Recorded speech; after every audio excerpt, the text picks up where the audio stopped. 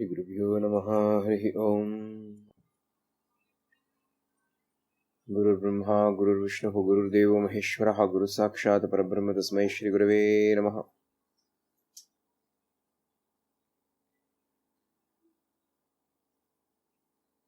Yo Nityamachyutavadam Bhujegma Rukma Vyamo Hadastaditarani Trinaya Mene Asmad Guru Bhagavato Siddhaik Sindho Ramanujasya Charano Sharanam Prapadhye. यस्य स्मरणमात्रेण द्वैतवासना प्रमुच्यते बोधात्मकाय नमस्तस्मै भगवते श्रीरमणमहर्षये सदाकाशे सदा भान्तं शान्तम् आनन्दरूपिणं ज्ञानभानुमहं वन्दे सद्गुरुं श्रीसत्यसायिनं मम अन्तर्यामिनम्.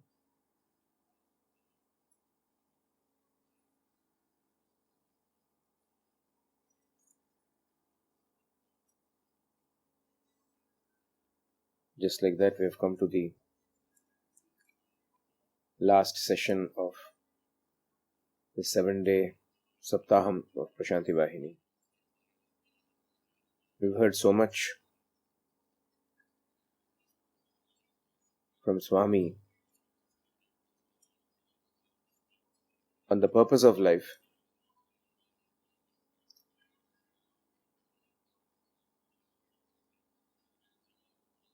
How to structure our life so that we can attain that.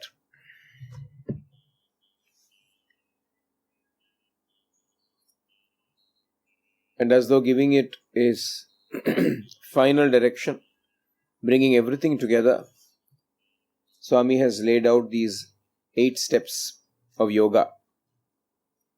The very word yoga means union. But it also means the path towards union. Both the means and the end are signified by the word yoga.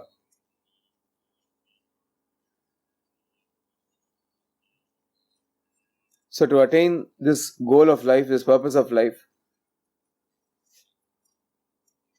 Swami takes up the 8-fold path, or the path with its 8 steps,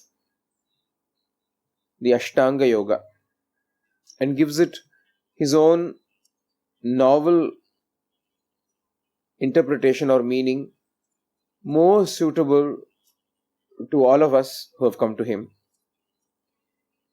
Something that is easy for all of us to do. Something that is more suitable to the age and the times in which we live. So that by simply following these instructions, this path, this way, we can certainly attain him. This path that culminates into Samadhi Sthiti, union with him. So far we have seen what Yama is. Yama, control, self-control. Swami described it as getting rid of one's attachment to the body and the senses. Next, the second rung in that ladder, the second step is Niyama. And that Swami has described or defined it as unchanging love for the Lord in all circumstances, in all conditions and all circumstances. Parama Prema, supreme love towards the Lord, steadfast love towards the Lord, at all times, under all conditions.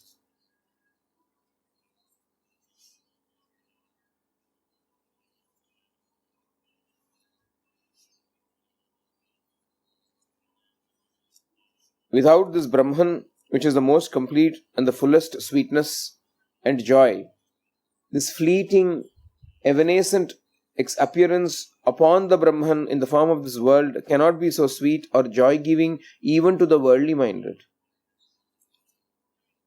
Without that basic rasa, it would have been terribly bitter. For this little sweetness that the material objects are capable of giving to us is also based upon because of the Brahman that is permeating, immanent in all the objects that we deal with.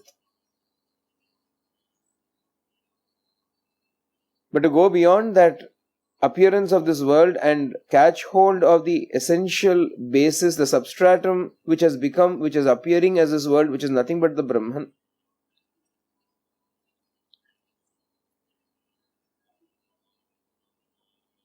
is possible only when we have that kind of prema towards him. One stark, striking difference or contrast between people who love Swami, believe in him, and those who do not is that whenever anything happens, whenever something happens, we'll say, Swami's grace, it happened. Swami's compassion, it happened. The same event in the life of a person who does not believe in Swami will just treat it as a matter of course, perhaps a great coincidence, perhaps a lucky chance, a fortunate event, etc. But we will definitely see it as Swami's hand.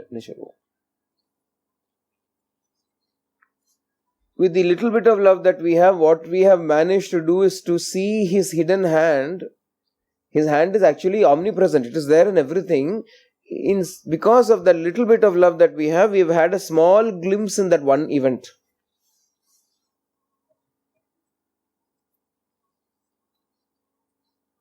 Suppose somebody suddenly comes and gives us a hand, helps us. Swami himself came. Isn't it? Because you are devoted to Swami, in that person also you will say, Swami hai vandu kaapathinar. Swami himself came. A car broke down in the middle of the highway. Swami himself came. Who has come? It is a person only who has come. But to you, it was Swami himself who came. What has happened then? You were able to see Swami there. Why? The love that you have for Swami is what made you see Swami there. Now, the love that we have is limited in its scope. Therefore, we are able to see him only at certain durations, certain intervals, certain events and certain people. As this love increases, becomes steady under all conditions, then எப்பொழுதும் உன்னைக் கண்டு எல்லாமும் முன்னுருவாய் அந்நியமில் அன்பு செய்யும் அன்னோன் அருணாச்சலா வெல்கும் உன்னிலாழ்ந்தே.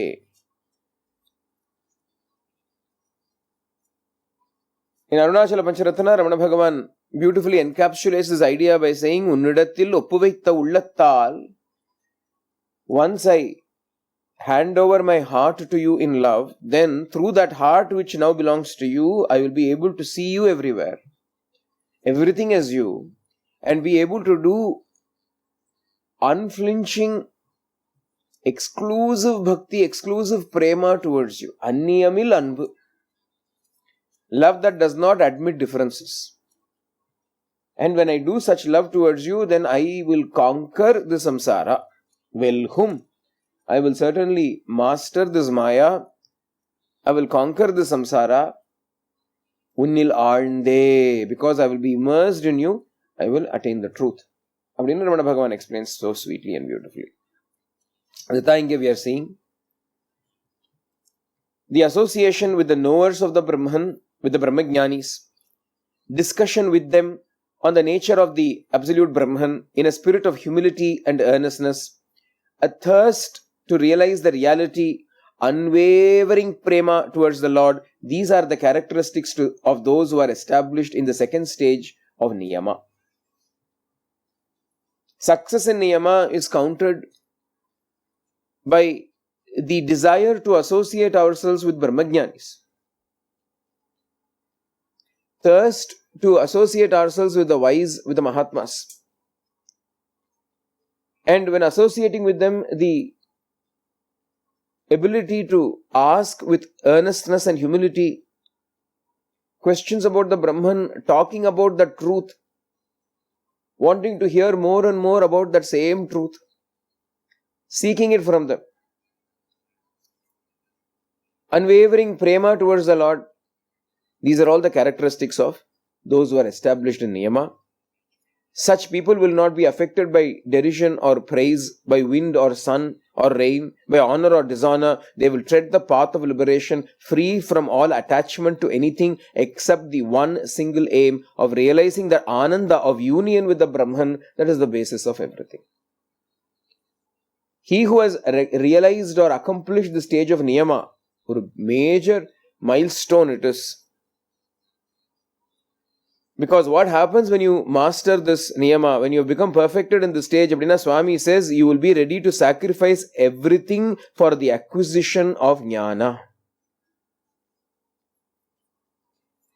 A person who has realized the stage of niyama will be willing to sacrifice everything to acquire jnana.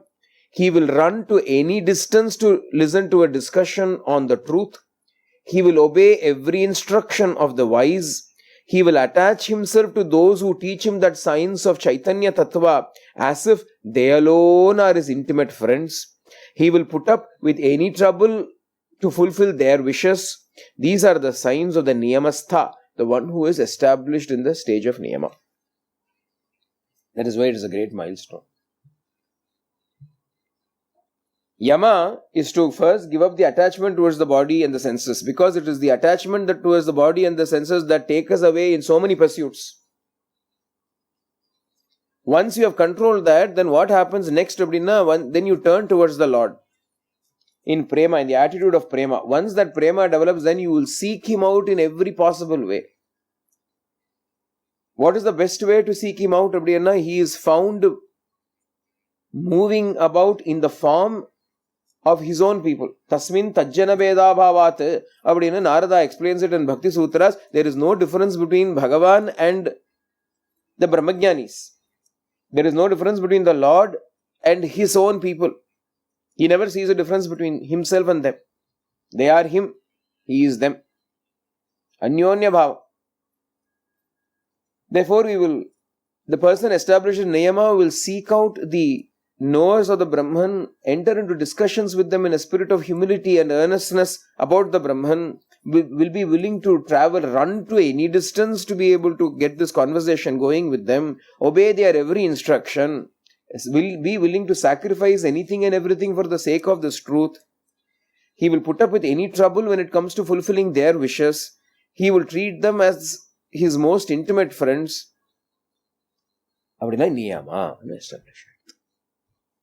Regulation has come. Another meaning for the word niyama is regulation. How do you regulate your life? How do you regulate your life? You put it in the hands of somebody else and make them call the shots. Then your life is regulated. You will do whatever you want to do. When you hand the keys over to somebody and say, you decide, you tell me what to do, I will do that. All I want to do is to fulfill your wishes. Then your life is regulated by that person, isn't it? This is niyama. Third stage is called asana. What is asana? One should have a steady pose in sitting, that is to say, one should not shake or sway.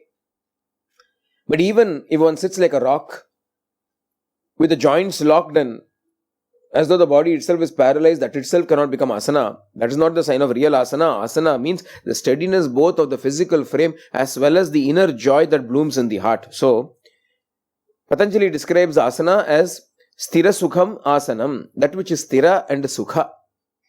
Firm and joyous. Firm and comfortable. Firm and comfortable. In asanam, in what asana can you meditate?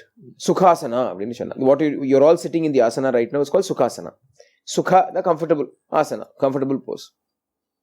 Can you meditate in Shirshasana? Or Sarvangasana, Sholunga Baba.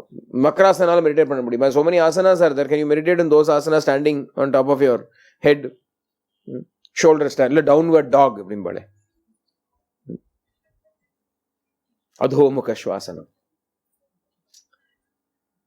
What is the best asana for meditation? Stiram Sukham Asanam. Patanjali describes it. Swami, of course, takes that, but he says, I'm saying the same thing to you, but in another way. Which is the best and most success-yielding asana? It is the pose in which you are most unaffected by the external world. Udasina is the best asana. Udasina, indifference, the attitude of indifference. We already saw Swami talking about it earlier on. He brings the same thing back here. He says, what is the best asana? Udasina is the best asana. It is the pose which comes out of the practice of the moral life, meritorious in the world and in accordance with the Vedic path. It is, another way to describe Udasinata is, it is absolute lack of interest in matters unconnected to the Paramatman. Absolute lack of interest in matters not connected with God.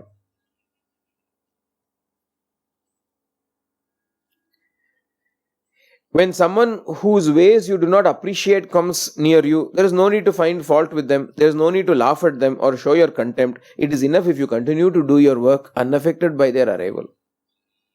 Let those whose behavior you do not appreciate follow their path. You leave them alone. This is Udasina Bhava, the attitude of unaffectedness. After the dawn of love to the Absolute, the aspirant starts to get this bhava towards all worldly things. To be more exact, one should be constantly turning over in one's mind the reality of the Brahman and the unreality of the world. Brahma Satyam Jagat Mithya. The statement Swami says here is Brahma Satyam Jagat Mithya. Brahman alone is the truth. World is Mithya. It is neither real nor unreal. It is just an appearance. Abhingartha constantly be turning that over in the mind, doing a mananam of the truth. Ella false, and not real, and not real, not real. Brahman alone is real. God alone is real. Swami alone is real. Rest of it is all Edo Shuma, for now, temporary, not real. One must avoid the friendship with the bad and too much friendship even with the good. Remember, I spoke about what Swami would say, avoid too much contact. Any attachment will drag you down from the Nivritti Marga. If at all one must be attached to, good and bad are all relative terms. Good person, anytime that good person can become a bad person. What is the right people to be attached to? Swami has already spoken about it in the Niyama. Attach yourself to the knowers of the Brahman, go any distance to be with them and serve them. Rest of it, keep distance from everybody. If somebody is taking you away from the truth, definitely give up comradeship with them. One must avoid comradeship with the bad. In the Sacharita, in one place Baba says, if you see somebody of that sort coming this way, even if it means more trouble to you, you take the longer way to avoid him. Even if it is more trouble and more time consuming, you take the longer way to avoid him. Why? This is not for everybody, this is for the sadhaka. Because when the sadhaka is starting out, he is in a very tender stage. He is in a very impressionable age. It's like a small child starting out. The sadhaka starting out is like a small child starting out. A child is very impressionable. Some random remark from somebody will create such a deep samskara in you, a scar in you that will stunt your spiritual growth. One has to be very, very careful when we are starting out. You never know what. That is why in the olden days they would say, keep your sadhana a secret. Don't let anybody know about it. Because those who do not understand it may say something about it, may mock it even, may make fun of it. Or say, oh, why are you doing that? That should not be done, and they may say something. Or you are doing nama japa of certain nama. See, that nama, why are you choosing? That is not appropriate for Kali Yuga, especially for women it is not appropriate. You should choose some other nama. They will put some seed of doubt. The next time you start chanting that name, that wholehearted sincerity with which you are chanting it will be slightly affected by this doubt. Hey, am I still okay to chant it? That intensity will go away. Immediately it will go away. It is very, very subtle. That is why the sadhana that you do should be kept secret. Guhyama vachukonamada.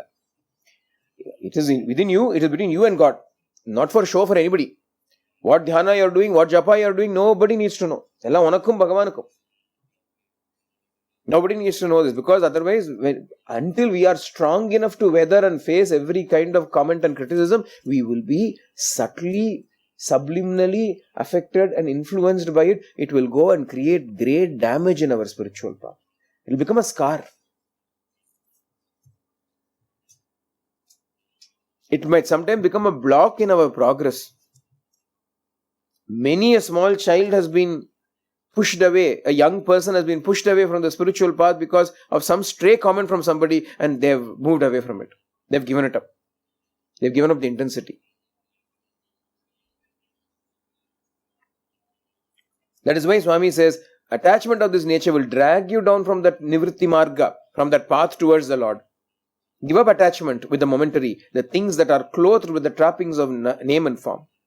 This is udasinata. Once you have achieved this udasinata or attitude of unaffectedness, you will not give thoughts to the merits or failings of the world, the body, the senses, or even mind. You will have unshakable shanti, self-control, and purity of mind. You will have steadiness and stability of asana. Third stage, asana. Asana is udasina. You must practice it till you succeed in it. What is success? You are no longer bothered about kurayum gunamum ni allal enne enivatrai ennuyire. Kurai, gunam, merits and failings. Merit is gunam. Kurai is failing. Kurayum gunamum. Ramana Bhagavan says, I will not think about kurai and gunam. Yeah, udasinatha. So what? Whatever. I am not bothered. I am not bothered. Correct. Whatever.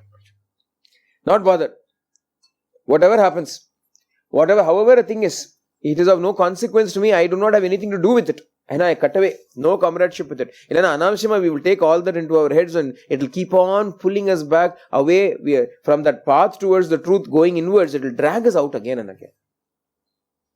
That is why in the Bhagavatam, the Bhagavata Mahatmyam, Gokarna tells his father, Atmadeva, he says, Apa, Anyasya gunadoshana chintanam ashu muktva. Immediately give up the discussion about the merits and the failings of others. Whether they are good or bad, do not talk about them. Because the moment you talk about somebody, you are dragged to the surface. Instead of going within to the antaryami, you are dragged out once again to the world of nama and rupa. And slowly you will become affected by it. Either you will be filled with jealousy for their good qualities, or you will be filled with contempt for their bad qualities. Something of the sort will invariably arise, because we are not blocks of stone. We have feelings, we have thoughts, and they will get diverted. So until we become very firmly established in the state of equanimity, of shanti, one must practice asana, steadiness in one's inner poise. Steadiness in one's inner poise, inner stability, inner steadiness. That is udasina, and that is the third stage, or the asana stage. Fourth stage, pranayama. Pranayama is usually the control and the regulation of breath, of the inhalation and the exhalation of the breath. In Yoga Shastra, it is described as comprising of rechaka, Puraka and Kumbhaka. Puraka, filling up the air, inhalation. Kumbhaka, holding that breath. Rechaka, letting go of that breath. Exhalation. These are the various stages of pranayama. But I shall explain it this way. The control of prana, or the prana samyama, is possible only for those who consider this entire world as unreal. We are seeing golden ornaments of various types and styles, all made up of the same metal gold. But still, one likes one ornament more, another ornament less, not all things equally. We have ourselves given various names and forms to these articles according to the needs and fashions, our likes and desires. Yet, we are bound by a meaningless delusion which blinds us to the actuality of what it really is. It is gold. When the ornaments were being thought of, when the ornaments were being manufactured, when the ornaments are being put to use, when they are finally melted back into a formless, shapeless lump, at all times they remain gold only, isn't it? A piece of gold is taken. That is gold at that time. Then they will melt that gold and fashion it into an ornament. It is still gold. When they are wearing it, it is still gold. When they decide to melt it back again into a lump, it is still gold. But the essential goldness of it has never changed. Once it is melted, it may be recast into another shape, another ornament. But it is still the same gold. Likewise, so many names and forms appear and reappear in this world, rise, grow and get destroyed. But that which is the basic substratum, the eternal, persists in and through all of those various modifications and changes. It remains eternal. That is nothing but the Brahman, the Supreme, the beginningless, the endless, the unblemished, the ever pure. Nitya Shuddha Buddha Mukta Nirmala Swarupa.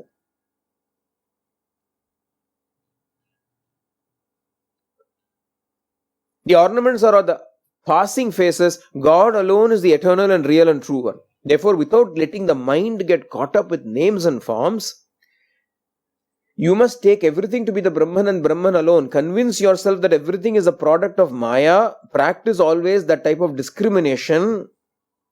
Panna enna agumna. What will happen? Again, how do you define success in this stage? Success in pranayama will allow you to picture this world as letters written in a pencil many years ago, which have now become indistinct, hazy, and misty. Have you sometimes, the credit card, little credit card receipt that you'll get, the thermal printed little receipt that you get, no? If you keep it, after some time what happens? You can see some writing, but you cannot make out the writing. You cannot see what is written. You can see some shapes, and it's getting blurred. It has not become a blob. You can still see writing, but you can't make it out. Penciled letters, after the book has been kept closed for a long time. Finally, when you open it, you can see vaguely, you can see the writing, but you cannot make out the writing. This stage is the success in pranayama when we follow this particular jnana pranayama. In the Sapta Jnana Bhumikas that are spoken about in Yoga Vasishta, the third stage or Tanu Manasi will correspond to this particular stage. Where you can see the world, it will come, it may sometimes have come to even people randomly. I'm seeing this world, I know this world is there, but somehow it feels unreal to me.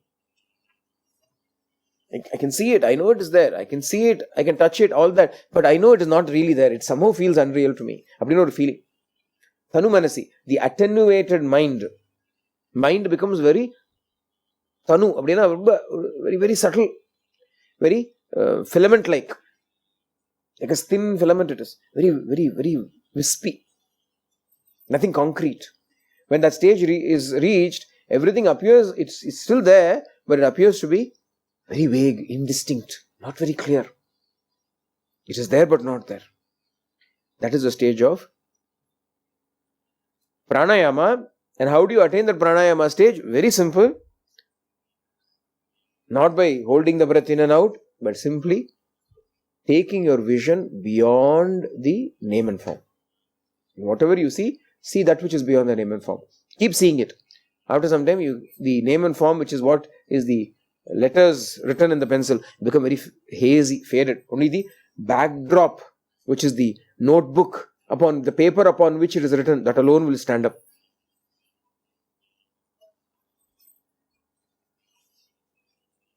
This is pranayama. Yama, Niyama, Asana, Pranayama. 4 stages we have seen. Next stage, Pratyahara. I'm going quickly through this. The reason is because this is what is going to become our homework or classwork, whatever you want to call it, work. Day-to-day, daily work. How do we implement this is what we're going to talk about later, individually. Pratyahara. What is Pratyahara? Abdina, Ahara, na food. Food. What is food? Ahriyate iti aharaha. There's a definition given to it. Whatever it is that you see, touch, smell, hear, anything that you consume through the senses is ahara. Prati ahara. When you turn away from that, turn in the opposite direction, it is called pratyahara. So, withdrawal from the senses is what is described in Patanjali's Yoga Sutra as pratyahara. However, I shall define that also in another manner, says Swami. The inward activity of the chitta, that is to say, the turning away of the chitta from its external orientation towards the world and attraction towards the objects of the senses, instead becoming engrossed in the inner reality at all times, is the real meaning of pratyahara. It is only when the chitta realizes that all this is Maya born and Maya maintained that it will give back, it will draw back its feelers, for its tentacles from the sensory world and give up its worldly, selfish attitude. Chitta abdina mind, inner space. When the mind realizes this is false, then it will withdraw from it.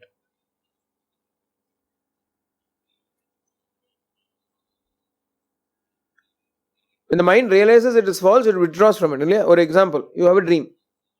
In the dream, you have lost a suitcase which has got bundles of cash in it. You came to the airport and you thought the suitcase was with you. And all of a sudden, as you're looking at something, you turn around, the suitcase is gone and there's cash in the suitcase. All the money that you've used for your traveling, everything is there, it's all gone. So you're panicking. Your money is gone, money is gone. You wake up then. The moment you wake up, you realize it was only a dream. It was Maya born and Maya maintained. It was merely illusory. What happens then? The mind which was going in search of the suitcase will withdraw. There's no suitcase to be searched for. It was never there. It was only false. Until then, mind was searching. In the dream, the mind was searching for the suitcase. Where did the suitcase go? Have you seen? It is running around. But the moment you wake up and you realize it was only a dream, the mind stops its endeavors in seeking it out. Isn't it? Like the same way, in the same manner, when it knows that the things it runs after are dream-like, transitory and meaningless, it will suddenly grow ashamed and disillusioned of its own behavior. It will suddenly grow ashamed. Swami says it will become ashamed. Bhagavan, Ramana Bhagavan in Upadesha Undiyar, நான் என்று எழுமிடம் ஏதேன நாடவுள் நான் தலை சாய்ந்திடும் உந்தீபர ஞான விசாரமீது உந்தீபர. When you go within and inquire what happens, when you realize that the world is false, when you go within and realize that this false I, talai saindidum, it will become ashamed, it will run away. It will become ashamed. Bhagavan Shalom. Ulladanapad also Bhagavan has something that has got the similar meaning. நானார் என மனமுள்நாடி உளம் நன்னவே நானாம் அவன் தலை நாணமுற நானாத் தோன்றும் ஒன்று தானாகத் தோன்றினும் நானன்று பொருள் பூன்றமதுதானாம் பொருள் போங்கி. Same meaning, Bhagavan explained in a different way. When you go within and inquire, find out what is the reality, then the unreal, the moment you search for the reality, the unreal will become so ashamed, it will hang its head down in shame. Talai nana. When you're ashamed, what do? You put your head down. When a child is being scolded, when it's ashamed, if it's defiant, it will go like this. But if the child has realized this mistake and become ashamed,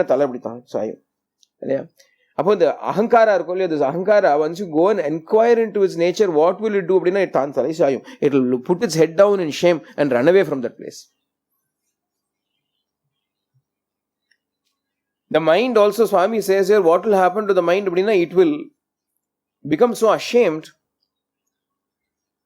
It will become so ashamed that it will grow ashamed and disillusioned of its own behavior. It will then give up its attachment to the external and begin to illumine the consciousness within and to clarify it. This is pratyahara. So withdrawing from the senses is the meaning, but the way, how do you withdraw from the senses? Chumma, forcibly if you withdraw from the senses, it is not a real withdrawal, because once again, even though you are closing your eyes, the mind's eye is still seeing.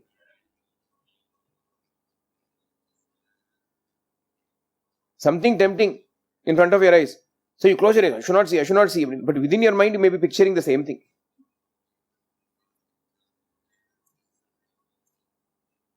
I am doing sadhanas, therefore I will close my eyes, I will not open my eyes and see this tempting thing. You may close your eyes, but within the mind's eye, the same picturization is still going on. Senses are still active. Outer senses are not active. Inside senses are active.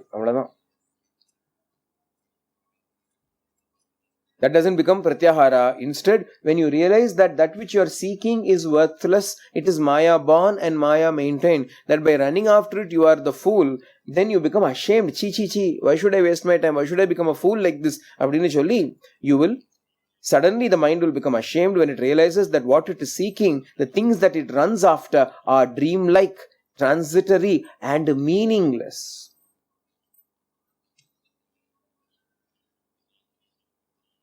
Again, this stage, two ways it can be accomplished. One, either you realize the worthlessness of all the objects in this world because they do not give you lasting joy. For this, you need brains for this. Unfortunately, a lot of people don't have it. Moodalla. Plainly speaking, no brains. Not intelligent. Even though world is miserable, even though the things of the world are miserable, paschanna pichana paschati mooda. Acharya says, hey mooda, oh fool, you are seeing but not seeing. You are seeing it but you are not getting the lessons out of it. If only you can awaken from it, Jagrata, and if you can awaken from it, if you wake up, then immediately you will throw away the things. But we are not able to wake up because we do not have that much intelligence. What is the way out? Blind love for God will do. Intelligence may not be there. Blind love for the Lord is enough. For His sake, because you are so engrossed and attached to Him, you will give everything up. You will not be interested. Everything will become meaningless to you because only that matters to you. If you become lovesick for God, then everything else loses meaning. Isn't it? Everything else loses meaning. When you are pining for someone, even though joys are around you, the joys don't matter to you. Whatever. It's okay. Like that, if you are lovesick for God, pining and yearning for God, then all the things of this world will naturally become meaningless to you.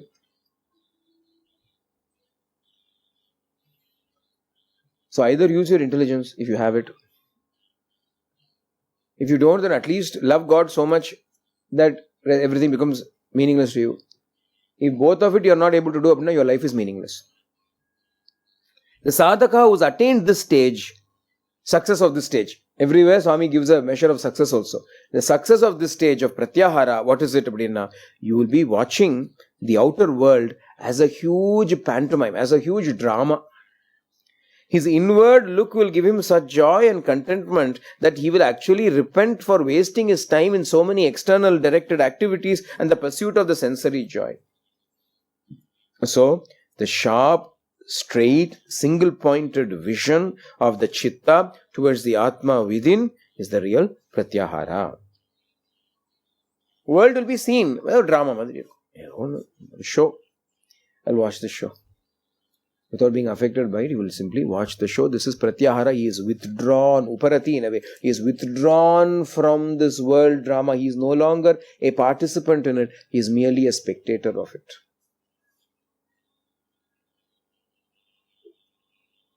This becomes the fifth stage of pratyahara. Next stage, dharana. Patanjali explained that when the chitta is fixed in one place, it is dharana. Concentration. Swami used to use the word concentration, contemplation, meditation for dharana, dhyana, samadhi. Last three stages of the eight. Dharana, concentration. Holding something in your attention. You fix your attention, there's a small flame. You keep looking at the flame, focusing on the flame. That's dharana. In some of the Kashmiri Saivism related books, Shiva Samhitavo, Shiva Sutravo, one of those books, they speak about 153 types of dharanas. 153 concentration points. Meditate on the tip of the nose, meditate on the point between the eyebrows, meditate on the crown of the skull, meditate on the tip of the thing, meditate in a swaying motion, meditate on the shadow, so many different options are given. Dharana, these are all based upon Patanjali's definition of dharana. Fix your attention, fix your gaze, vision on one thing and keep looking at it. This is dharana. In one of the other Vahinis, Swami explains with some mathematics. So many seconds of dharana becomes dhyana, so many seconds of dhyana becomes samadhi. But now here Swami is not going through the traditional dharana message, another way. But I would say that it means more the undeviating attitude of the chitta, its unwavering character. When the chitta gives up the attachment to the external objects, when it is saturated with repentance for past foolishness, when it is filled with remorse, renunciation and understanding, when it directly fosters the development of the progressive qualities of the head and the heart, then truly it becomes fit to join the ideal. It contemplates only that goal. Such fixed attention is what is meant by dharana.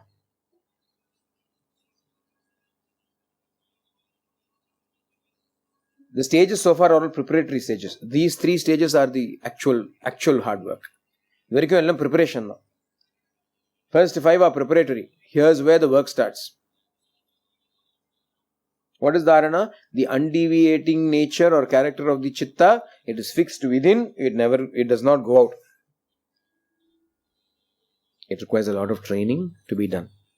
A lot of training is required to bring the mind to focus within and not get dragged away. In order to prevent it from being dragged away, we have done all this before. Yama, niyama, asana, pranayama, pratyahara. We have done these 5 so that we are cutting out, we are making sure that the mind can go within and stay within. In spite of it, mind can go out. We have to still train it.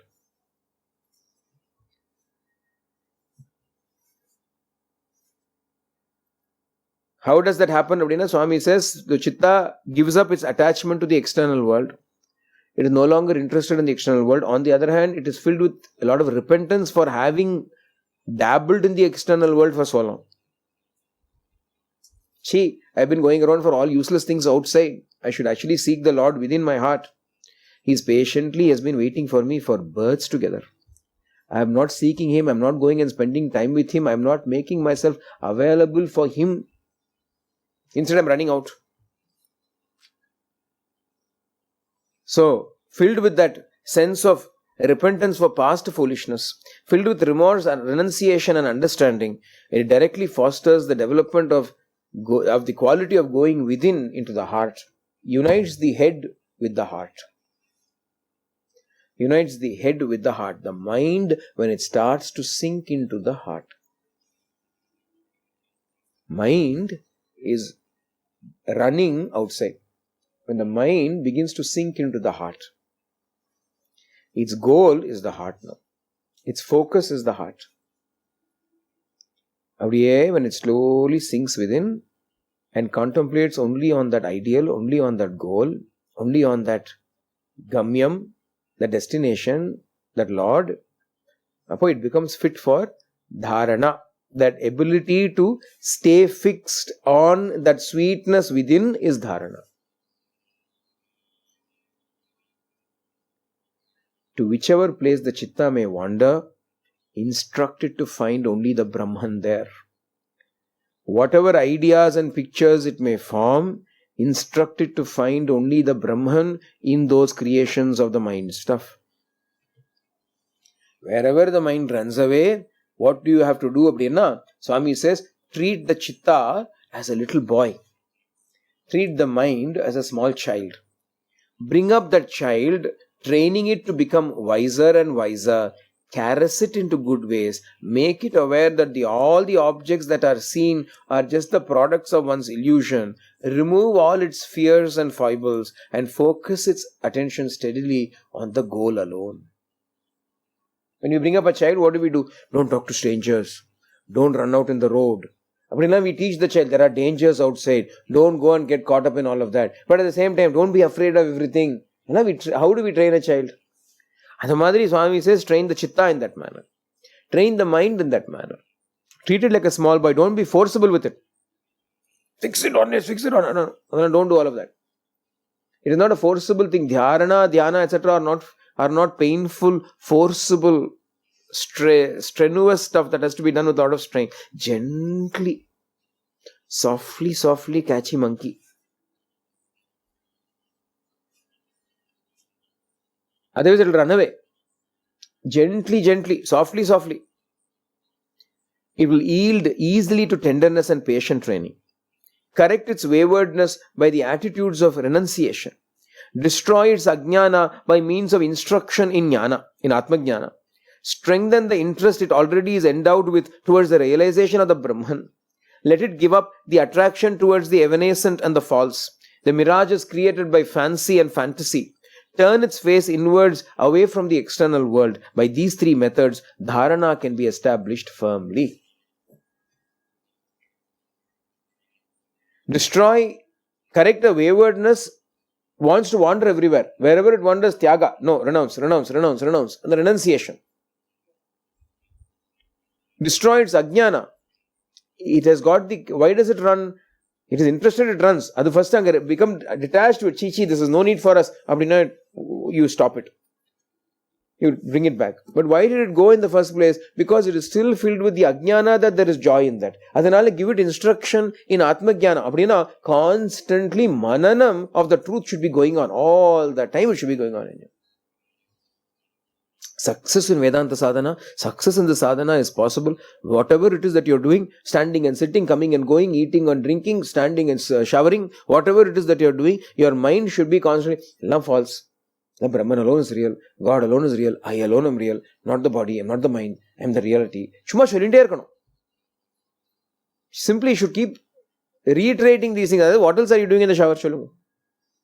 You're sitting in the toilet, you're sitting in the shower, you're shaving, perhaps you're combing your hair, you're doing something. What should we be doing? That chintana should always be going on. These are all precious, easy times. You don't have to dedicate separate time for sadhana because you have so much of time you have in sadhana. All of you have to comb your hair, no?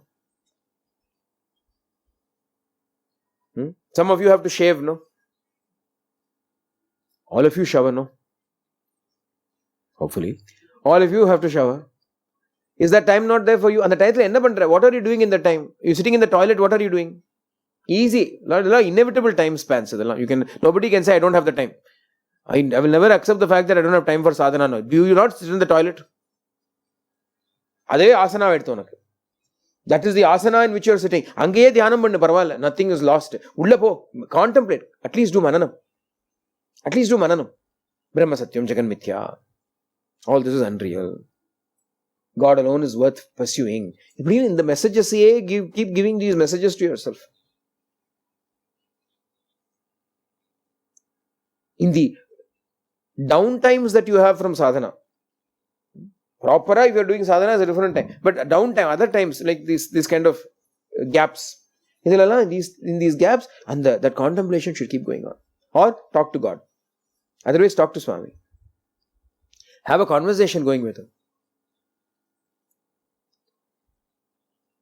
Something like this, if we keep doing, then the chitta will be instructed in the truth, the Atmajnana. And slowly it will then give up its attraction towards this world and start to go with it. The more you think about things of the world, the more you want it, the more you're attracted towards it. The less you think about it, the more you think about God, the more you're attracted towards God. During the waking and the dream stages, as well as during the process of mental spinning and weaving of colorful pictures of imagination, the chitta should be watched and trained. It must be made to flow single-pointed and steady towards the Brahman and Brahman only. When the chitta combined with the prana, manas and the prana, when combined does not wander here or there, but it gets fixed in the Brahman, then that is the real dharana. Prana, that is the life energy, and the manas. When both of them, because when one is controlled, the other is controlled. When prana is controlled, manas is controlled, prana is controlled. The better way to control is to control the mind and thereby control the prana. So when the mind is alert, always, it's a sweet exercise. You can do it and see. It will work beautifully. You cannot even yawn if you get into it. Because yawning is a product of prana. Prana will come under perfect control when the mind is fixed like this on the goal. When the mind becomes absolutely fixed, even sneezes will stop, yawning will stop, coughing, everything will stop, because all of those are prana related activities. Firmness will come. Easily it will come. For that, what should you do? Swami says beautifully, in the waking state, dream state, whatever the state, even dream you can do it. But you have to go into sleep while focused and fixed on it. When you're totally fixed on it and you get into sleep, even in the dream you will be aware that it is a dream. You'll be watching. You'll be constantly alert, constantly watching. It's a super conscious state. Tunga tukam. You can sleep and not sleep. You can be fully aware. But for that, training. Where do we train? In the waking stages, when the mind is spinning its various fanciful imaginations. Chumma apdi ukandundirukku, edo or imagination is going on. Even planning, whatever is happening, mind is busy spinning so many colorful pictures. During all of that, the chitta has to be watched. Keep an eye on it. Just as you would keep an eye on your child. Child is playing. You're cooking. Child is playing. But you keep an eye on the child to make sure it doesn't get into danger. Yeah. Like that, chitta should also be constantly watched so that it doesn't get into danger. And not only that, it will lead you also into danger. So keep an eye on it. and train it. Make it flow one-pointedly towards the Brahman and Brahman alone. When you do that, then this is dharana, the mind and the prana, both of them become steadily fixed in the Brahman alone. Dharana stage. Next, dhyana. 7th stage, dhyana. Jnana that flows in a single direction is dhyana. Swami says, I have already described its various characteristics in previous articles of the previous Vahini se sollitar podukku. Next and the Vahini baakanum podukku. Jnana Vahini or something. And here also Swami explains it. What is dhyana? The thought, I am Jnana Swarupa, is dhyana. Everything is Brahman. The ocean of Amrita is, in the ocean of Amrita, everywhere there is only Amrita. Whether in the well or in the tank, the river or the ocean, water is water. So too, when all is Brahman, all is the same substance appearing in multiplicity of names and forms. Akasha is there inside the pot as well as outside it. It is the same Akasha that is everywhere.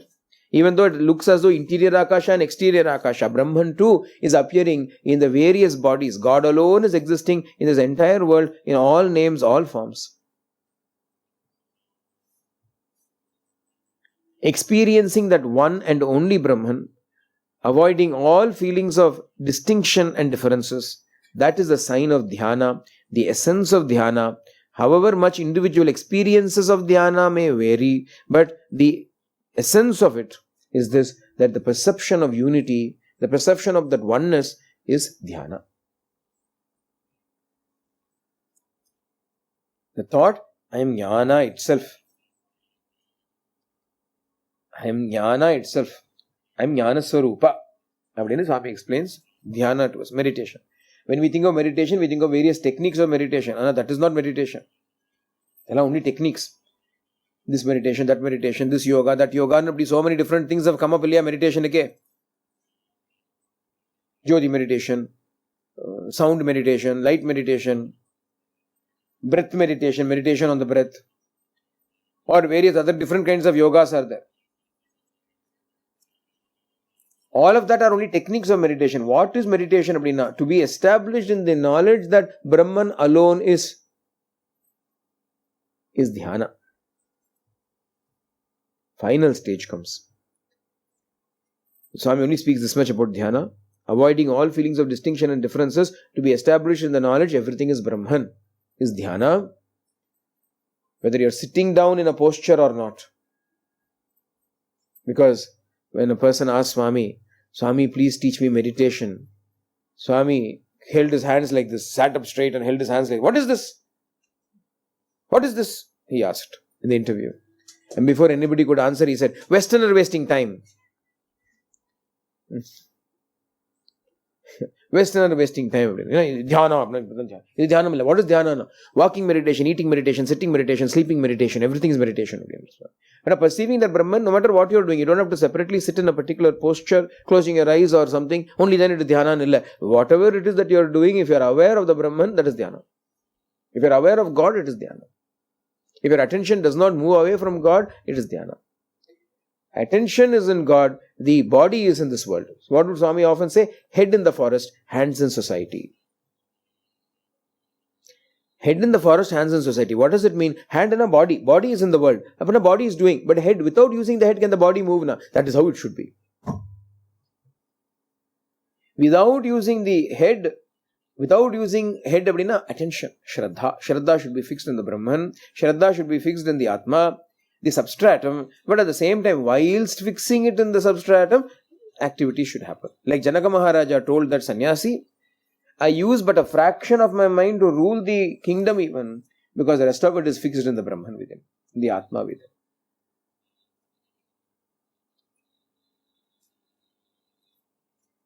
When you begin, you may find it is very easy when you are doing mechanical things. Mechanically, if you are, say, chopping some vegetable, check. Mechanical, no brain is not used in it.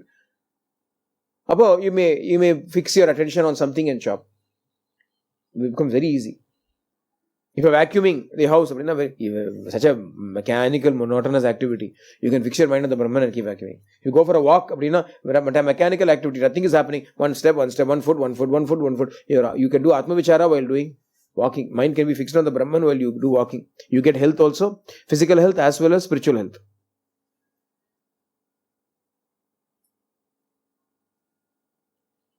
But slowly you can evolve into the state where even if you are talking, your attention will still be fixed upon the truth and you can be talking.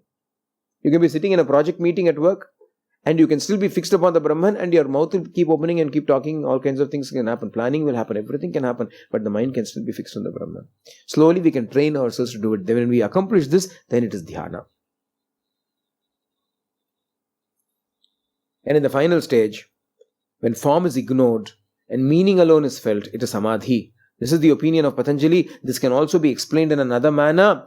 When the person engaged in dhyana, in meditation, forgets both himself and the fact that he is engaged in dhyana, then that state is called samadhi. Triputi rahityam.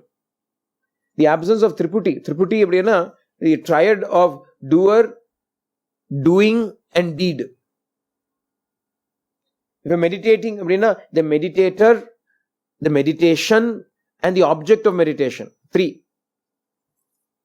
When 3 are existing, it is dhyana. When the 3 become 1, it is samadhi. Samadhi is the natural fruition, the natural ripening and the maturation of dhyana. In dharana, you are not distracted by anything, attention is fixed only within. The strengthening of dharana becomes dhyana. The ripening of dhyana becomes samadhi.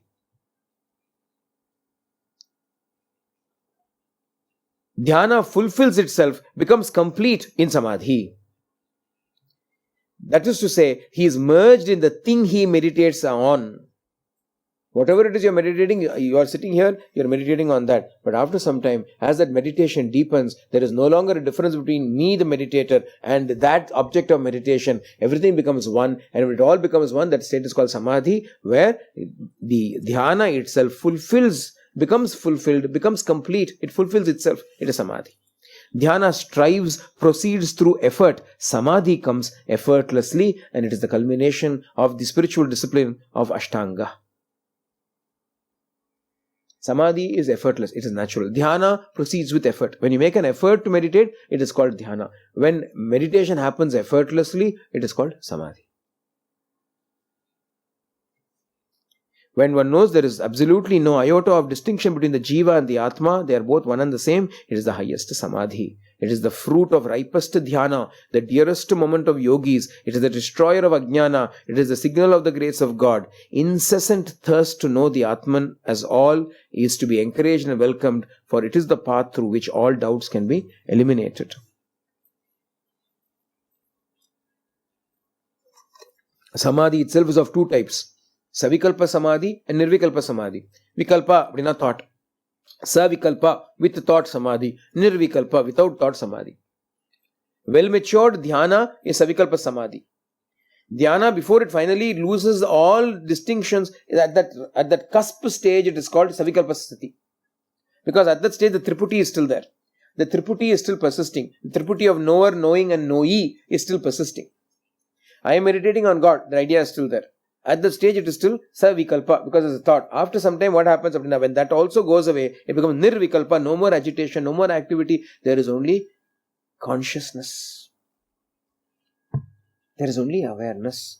There is nothing to be aware of and no one to be aware of it.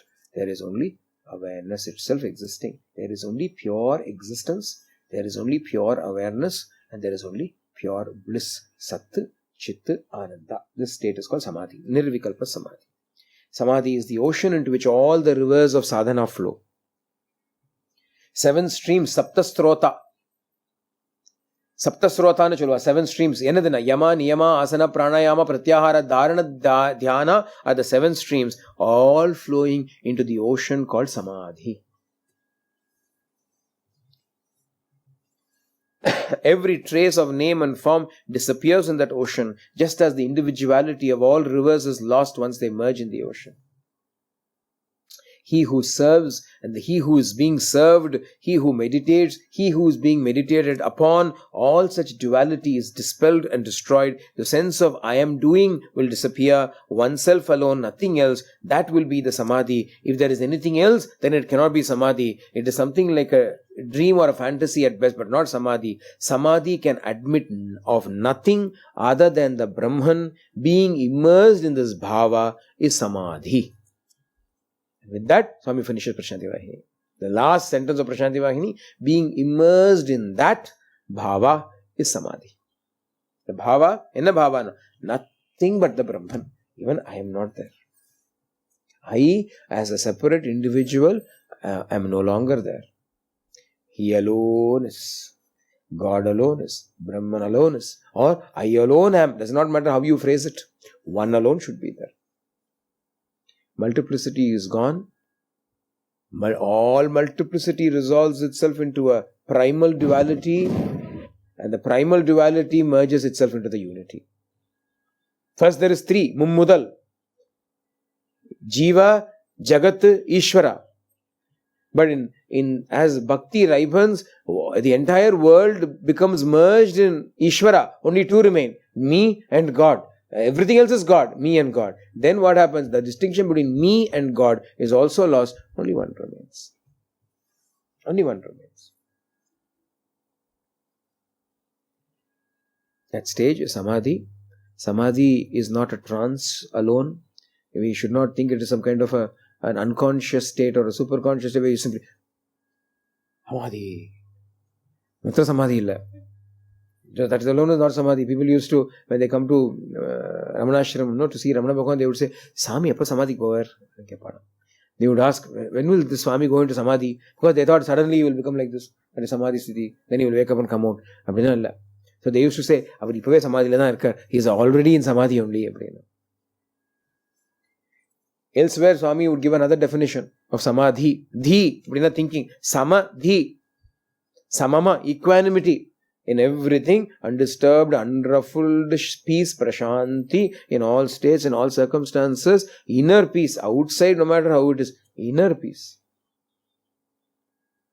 That shanta sthiti, nischala sthiti, is samadhi. When the bhava, that Brahman alone is what you are immersed in. When we say immersed in, it doesn't mean that you stay in it immersed, submerged in it. No, you have to dissolve in it. When you dissolve in that Brahman, then that is samadhi. When do we dissolve in the Brahman? We are actually Brahman only. If a salt doll is taken and thrown into the ocean, what will happen to the doll? But if it is put in a Ziploc bag, then what will happen? If it is put in a watertight compartment and put into the ocean, what will happen? It will still continue to remain, no? Even though it is made up of the very same substance as the ocean, it will not dissolve because there is a covering, there is a wall, there is something separating it from the waters of the ocean. Getting rid of that through the sevenfold path, through all of the others, yama, niyama, etc., what we are doing is we are striking again and again and again at that wall which separates us from God. And finally, when the last final blow is laid upon that wall, it crumbles and everything merges. It's a beautiful state. It's almost a state of state where the merger happens. Sri Ramakrishna would compare it to a fish that is released into a body of water. A fish that was trapped in a bowl is released into the water, into the reservoir. It suddenly merged. That state, he would describe samadhi as that. He give one example of samadhi he would give as that. That state is samadhi, and all of this Prashanti Vahini is directed towards bringing us to this ultimate sthiti of Kevala Anubhava. Kevala Anubhavananda. What kind of it is Ananda, Anubhava Ananda, experiential bliss, but that comes from the experience of oneness. Kevalanubhavananda Swarupa Sarva Buddhi Drik. Bhagavatam defines the Lord as Krishna as Kevalanubhavananda Swarupa Sarva Buddhi Drik. Bhagavan himself is the Swarupa only. This is how Bhagavan should be enjoyed by us. Even the slightest distinction. See, the beauty about this bhakti, pining and yearning of bhakti itself can bring you to the state. Bhakti cannot admit distance between you and God. You want to be closer and closer and closer and closer and closer to Him. Ultimately, you will reach a stage where there will be such disgust that you still exist as an individual. Because you love Him so much that you cannot bear even that little bit of distinction. I exist as an individual. Poru Swami, I don't want my individuality at all. Can you destroy it completely so that I and you are not two different? I cannot bear the sense of separation. It becomes such a pain actually at a stage. Bringing ourselves up to that stage of disgust at one's own individuality. Because everything that is represented by this individuality is false, false, false. Unreal. Filled with only sorrow. Be it the body, be it the mind. Mind matra enna nannava irukku. Isn't the mind such a terror sometimes to you? Like so many thoughts, like bugs crawling on a rotten fruit. No? So many thoughts, suddenly a rush of thoughts when it suddenly comes, or some fear comes, or some worry comes, some anxiety comes. Evla thoughts keep coming like flies buzzing and landing upon a piece of rotting fruit. How disgusting it becomes in the end. Clearer. To be free from all of that.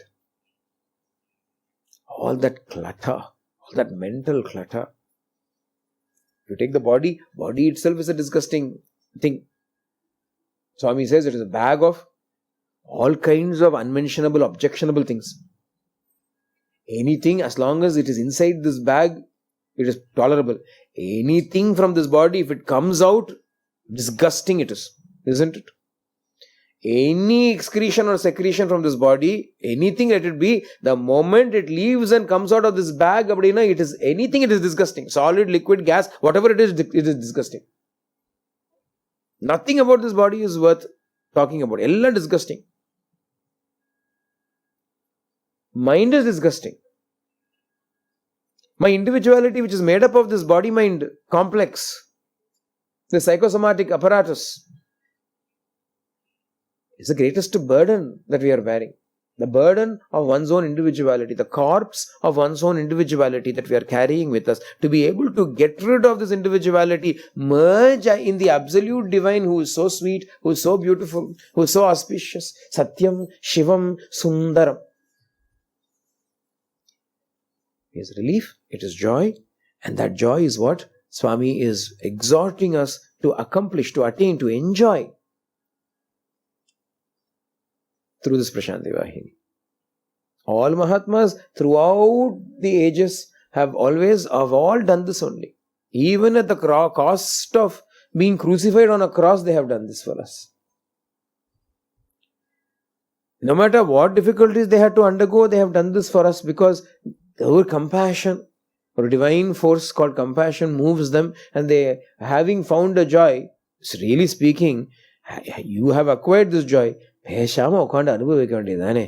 down happily in a corner and keep enjoying this joy. What is your problem? That's problem. Karma. We don't know how to explain it. If the Ajnani is suffering, okay, it's understandable. Why is the Jnani suffering? Jnani is not suffering, but Jnani is going around Maradikara. He is going around and exhorting everybody, find the truth, everything is unreal. People don't understand that. People don't understand what he is saying, but still he goes on yelling. People come and say, I disagree with you. He still goes on saying. In the end, they end up criticizing him. He still goes on saying. Yena, idane truth. This is the truth. It is the truth that has been experienced, enjoyed. And then when he looks at everybody else, he's moved by the compassion. Why don't you also experience it? Why don't you also enjoy it? When you go out somewhere, go to somebody's house, and they serve some unique dish. No, the parent first eats it. Oh, it's so nice. And tells the child, you also eat it. I don't want. I'm not hungry. No, it's very nice. Try. No, I don't want. Eat. If it doesn't eat, what is your loss? It is so nice. I wish the child could also eat. Parental feeling arises. And sometimes what happens, the parent ends up scolding the child. Eat. Then it eats. After eating one more, it is nice. Another foolishness. I don't want. I'm not hungry. After eating, can I get another serve? Why is this? Because the parent knows this child will like it. I know my child. I know that the child will like this. Foolishly, the child is saying, I don't want it. But if the child only tastes it, enjoys it, the child will like it. The superior knowledge of the parent and the unbounded love that the parent has, both of it tortures the parent to in turn torture the child. So that the child will acquiesce and say yes and try it. Parent knows once the child tries it, it will be hooked onto it. Once you get a taste, ruchi for this Atma Jnana, for Bhagavad Bhakti, that will take care. If you just get that taste going. Recalcitrantly, like a donkey, if you put in your hooves and say, no, I won't move, even then, if you are lucky, you will never meet a guru in your life.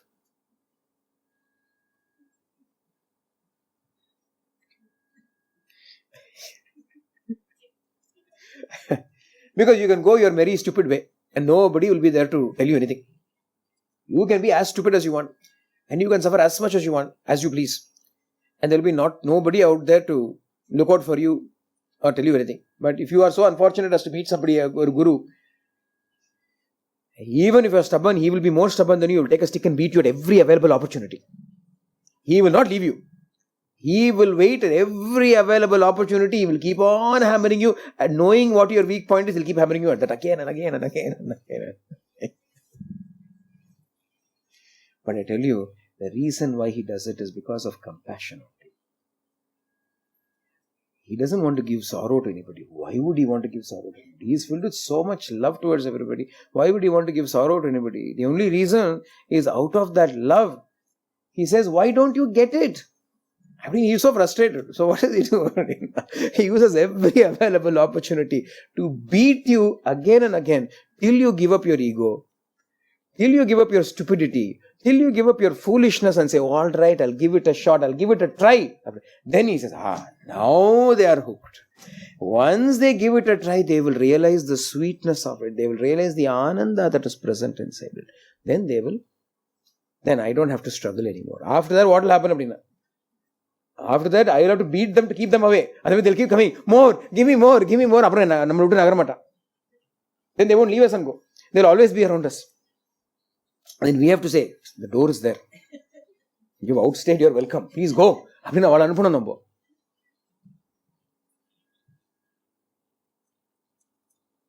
that is the nature of this truth. That is the nature of this life. That is the nature of this spirituality. That is the nature of God.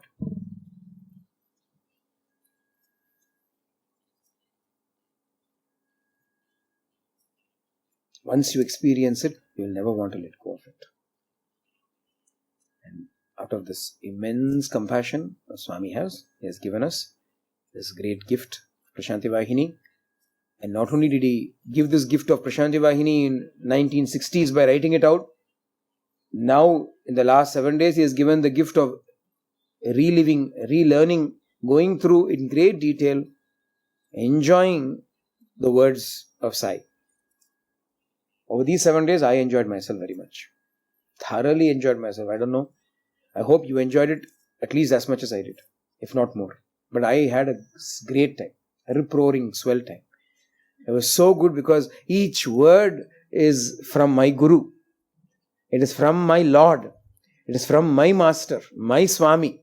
So many scriptures I have seen, we have discussed here. So many different texts we have taken and we have done, authored by so many different people.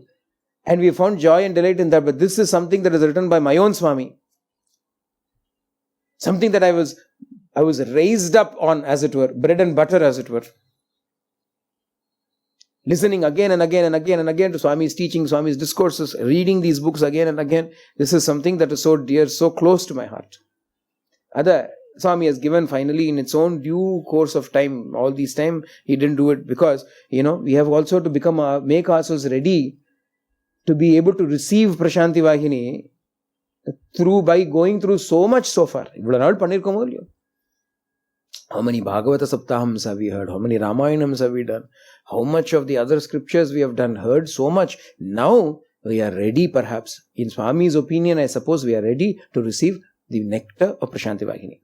Sarve bhavantu sukinaha, sarve santu niramaya, sarve bhadrani pashyantu ma kachid dukhabhag bhavet, loka samasta sukino bhavantu, loka samasta sukino bhavantu, loka samasta sukino bhavantu.